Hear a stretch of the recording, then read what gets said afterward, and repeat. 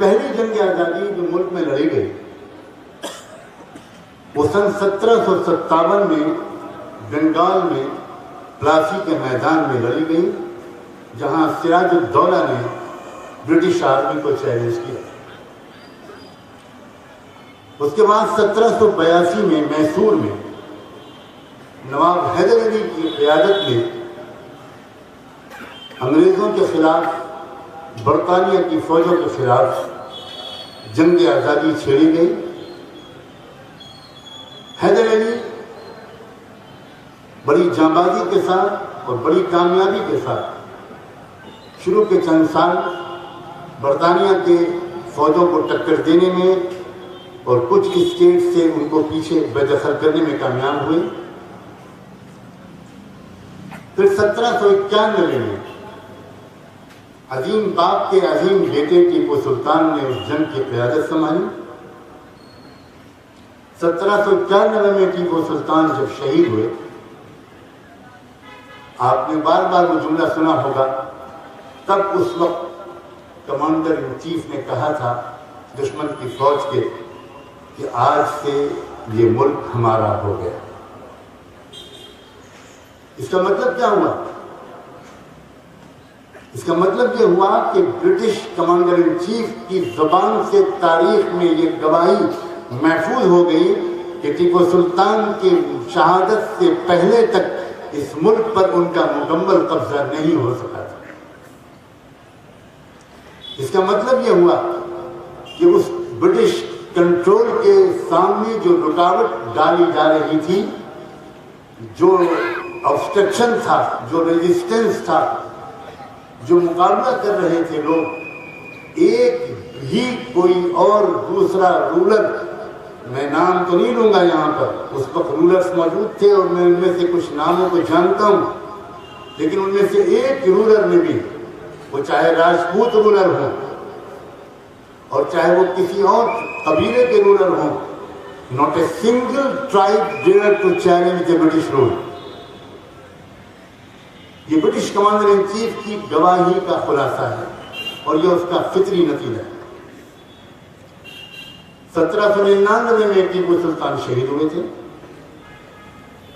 उसके बाद 1824 से लेकर 1831 तक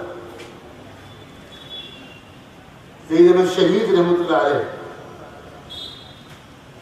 की जो जमात थी, हजरत शाह अब्दुल अजीज के फतवे के मुताबिक उन्होंने अंग्रेजों के खिलाफ आर्म्ड स्ट्रगल, एक मुसल्लह जिहाद और मुसल्लह जद्दोजहद का आगाज किया। 1831 में सैयद अहमद शहीद हुए, मगर उसके बाद जो आग लगा दी थी उन्होंने, वो 1857 में एक बहुत ज़बरदस्त बगावत की शक्ल में तब्दील हुई। और 1857 का तज़किरा चूँकि बार बार होता है, इसलिए उसके बारे में 2-3 जुमले भी बोलने की मुझे ज़रूरत महसूस नहीं होती, क्योंकि तारीख का खुलासा बयान करना मेरी हाजिरी का असल मकसद नहीं है। इस तारीख के पैगाम के हवाले से अपनी कौम के एक एक फर्द से, एक एक भाई और बहन से 2-4 साफ लफ्जों में बात करना मेरी हाजिरी का मकसद है। 1857 की जंग आज़ादी में 5 लाख मुसलमान शहीद हुए थे। कितने? 5 लाख मुसलमान, ये ऑफिशियल फिगर है। मैं ऑफिशियल फिगर यहां पर कोट कर रहा हूं। बाद हिस्टोरियंस ने तादाद ज्यादा बढ़ाकर लिखी है, लेकिन मैं ऑफिशियल जो फिगर है मैं कोट कर रहा हूं। और इन 5 लाख मुसलमान मर्दों और औरतों में 5000 उलमा थे। फिर 1905 में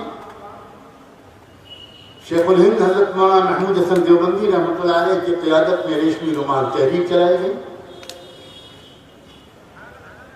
उसी तहरीक की सजा के तौर पर उनको अंग्रेज हुकूमत ने गिरफ्तार किया और माल्टा में 4-5 साल तक के लिए वो जेल में रहे। सिर्फ माल्टा में जेल में नहीं रहे, माल्टा में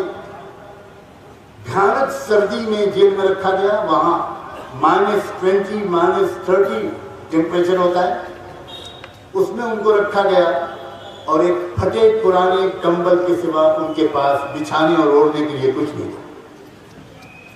कई सर्दियां उस अजीम शख्स ने इसी तरह वहां गुजारी। और मैं जब ये बात छिड़ गई है तो चूंकि उलमा यहाँ मौजूद है और ये खुशी की बात है कि उलमा ही ने भूली बसरी तारीख को दोबारा याद दिलाने का बेड़ा भी उठाया है। खुदा करे सिर्फ याद दिलाने पर ये उलमा रुक न जाएं, ये भूली बसरी तारीख को